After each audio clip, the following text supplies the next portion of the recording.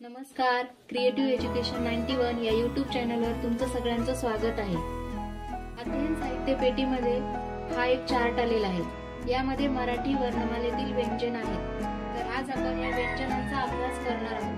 क कमळ, कमळ, ख हार, हार, ग गरुड, गरुड, घ घड्याळ, घड्याळ, ङ वाङ्मय, वाङ्मय, च चमचा, चमचा, छ छत्री, छत्री, ज जहाज, जहाज, झ झोपडी, झोपडी, ञ खंजीर, खंजीर, ट टरबूज, टरबूज, ठ ठसा, ठसा, ड डमरू, डमरू, ध ढग, ढग, न बाण, बाण, त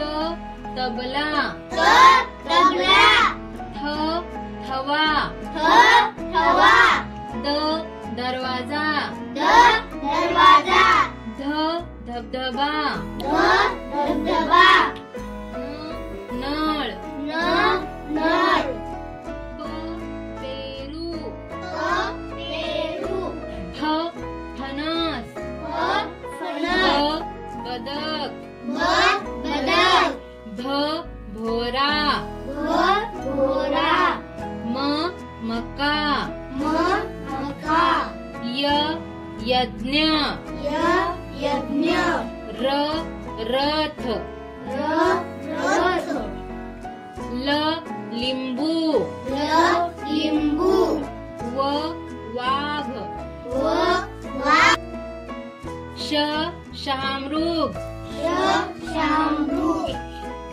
ष षटकोन, षटकोन, स ससा, ससा, ह हत्ती, हत्ती, ळ खिळा, खिळा, क्ष क्षत्रिय, क्षत्रिय, ज्ञ ज्ञानेश्वर।